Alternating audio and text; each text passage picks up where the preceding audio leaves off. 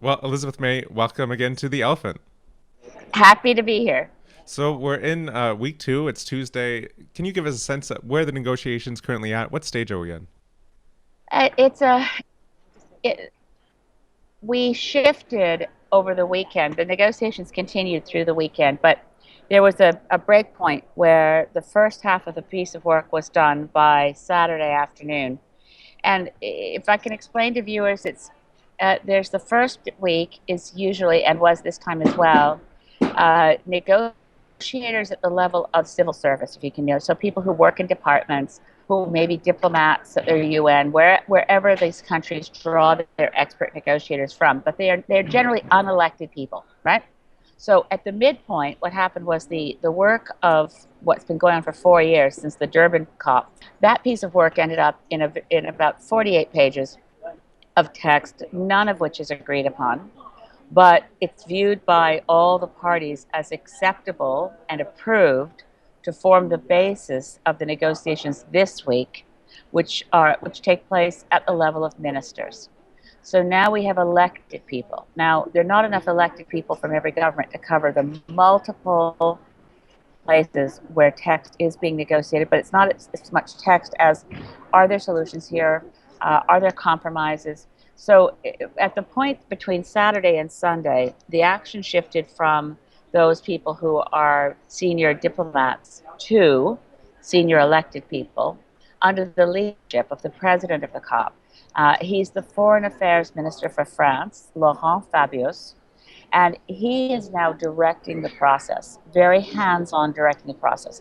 He created 7 working groups to look at what are described as the cross cutting issues, those issues that are mentioned in many, many places throughout the text and which create blockages, obstacles, and where you need to find solutions. They're mostly solutions along the north south divide, the industrialized world, the developed world, versus developing countries.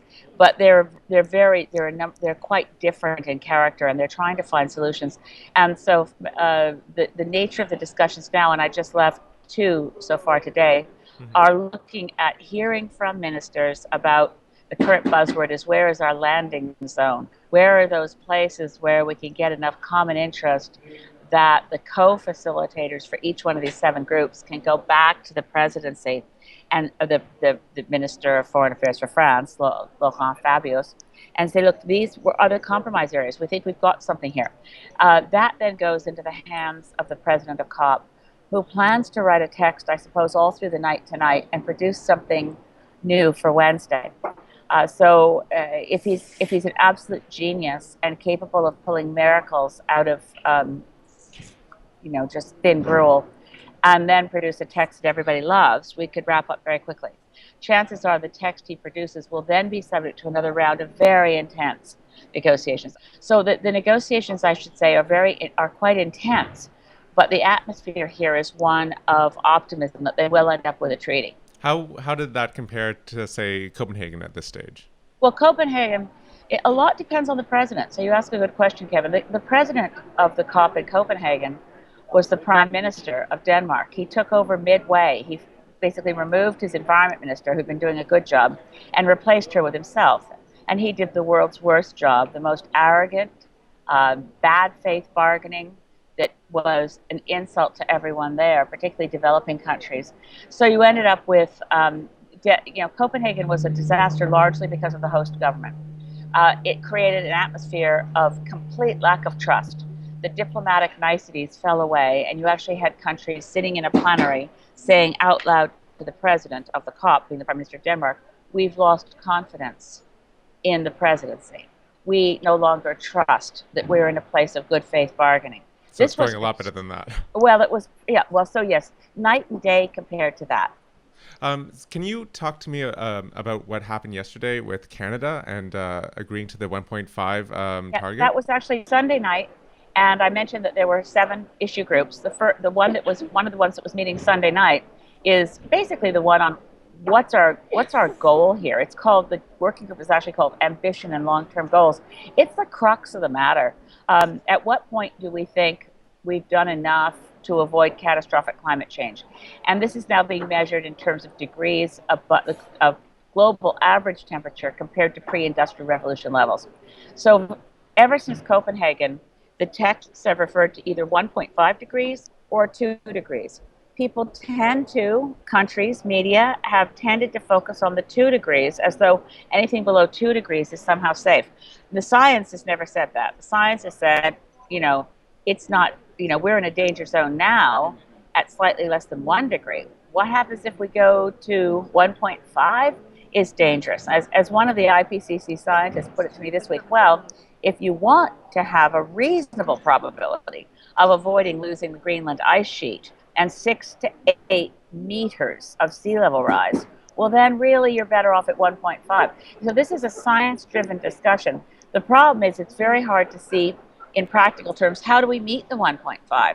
So the science tells us if we want to keep low-lying island states from not being submerged forever, if we want to keep Arctic ice across the North Pole in summer, if we want to avoid 6 to 8 meter sea level rise, 2 degrees is too risky.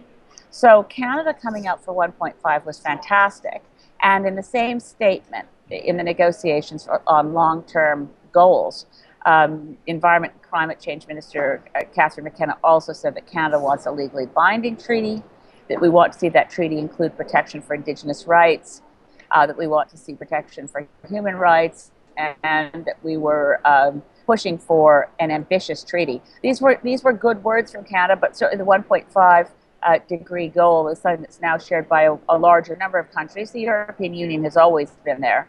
So Canada's not alone on this, but we certainly broke away from where we've been over the last 10 years. How did that feel personally, as someone who has been going to all these things? We were absolutely thrilled. We've been pushing for it for a long time as Greens, and absolutely thrilled to see Canada's Minister of Environment and Climate Change say that 1.5 was the long-term goal. And but isn't it true that we'll get there even if we stop emitting right now, essentially? We'll get to 1.5 degrees of warming? No, not necessarily. It depends on how much we can enhance sinks. There's actions that can be taken. Australian scientist Tim Flannery, who wrote Weather Makers, I mean, I met with him a number of years ago, and I have to catch up with him on his research. But he was saying, you know, we've lost about a third of the world's mangrove forests. Mangrove forests are quite fast growing, and according to Dr. Flannery, are extraordinarily efficient at carbon sequestration. So enhancing sinks while shutting down emissions as quickly as possible. And of course, it's not going to happen overnight. And you're right, there's lag times in the atmosphere, and we've already, you know, anytime we emit greenhouse gases, particularly carbon dioxide, it has a lifetime in the atmosphere to force warming for 100 years. So, but there are still things, you know, even if we overshoot 1.5 and go back to it, we're now at 400 parts per million, which suggests we're going to above 1.5. But if you don't engage to avoid 1.5, we certainly have no chance of avoiding it. And ideally, it should be avoided. And certainly 2 degrees is far too high to be considered a safe zone for avoiding massive human suffering, the extinction of island states, millions of environmental refugees, persistent droughts. I mean, it's not a future one wants to contemplate. So to have a goal, which is in the area of a future one doesn't want to contemplate, a goal that is one disaster after another in catastrophic climate change, it's hardly a goal. So it's a politically expedient thing to say, well, we should avoid 2, even though avoiding 2 is challenging at this point. Mm-hmm. The current aggregate commitments of all the countries that are gathered here would take us to 3.7 degrees at the upper end and 2.7 degrees at the lower end. So we know we need to increase quite dramatically the level of commitment to reducing emissions from all countries, but particularly the biggest polluting countries. It's here it's referred to as the emissions gap, the gap between what's been promised and what's needed. And so what are the main things to still work out? Is it the time for ratcheting up and the differentiated responsibility? Everything remains to be negotiated. We don't know that we'll get 1.5. I sure hope we do. Long-term goals also include, you know, where are we on adaptation? There's differences of opinion on that. The issue of loss and damage. I just came from a negotiating group on loss and damage, which is a concept of being able to say, we're a vulnerable poor country, and we just got walloped by a cyclone, and it was increased in its intensity because of climate change. So the industrialized world needs to compensate us for that. This is a different concept from adaptation, which is more proactive, trying to do what you can to reduce the impact of extreme weather events that are increasingly unavoidable. Also very controversial, but less controversial, I'd have to say, is the ratcheting up mechanism. As you mentioned, there's no point entering into a treaty with weak targets. So the targets are housed outside the treaty.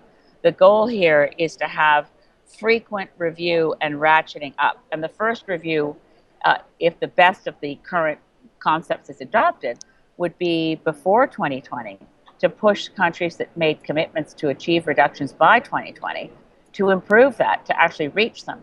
So that would be every 5 years, all countries would have their commitments reviewed. The world scientists would report on where we are in terms of emissions, where we are in terms of can we avoid 1.5, what more needs to be done.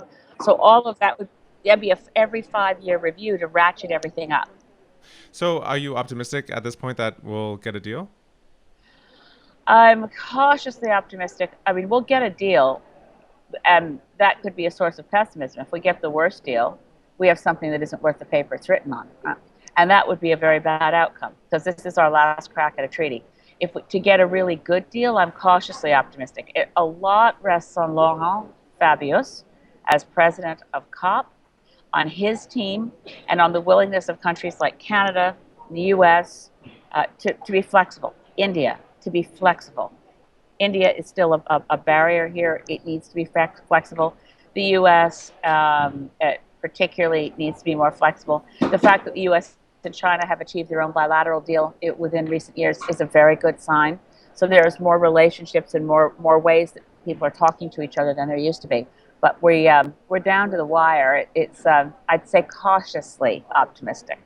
And finally, how are you holding up? Have you you mentioned in our earlier interview how hard these things are and how little sleep there often is. How's it Yeah. been for you? Well, we haven't gone to 24-hour round-the-clock sessions yet. That's usually when things begin. We haven't stopped at all. As I mentioned, Saturday and Sunday were also intense negotiating days. No, it's good. I think I should mention that Catherine McKenna, Canada's Minister for Environment and Climate Change, is tapped by Laurent Fabius as one of those 7 co-facilitators. I don't think she's going to get much sleep. And so I'm concerned for her. A lot rides on her ability to step up in a forum where she has no previous experience. So being a co-facilitator is an onerous job. One of my friends from the Green Party globally is co-facilitator in another group. She's a Green Party member of Parliament in Sweden, happens to be the Deputy Prime Minister of Sweden, Åsa Romson. She's co-facilitator on adaptation. Catherine McKenna is co-facilitator in a group that has a very murky name, Cooperative Mechanisms, but it's really about carbon trading. So we'll see how it goes.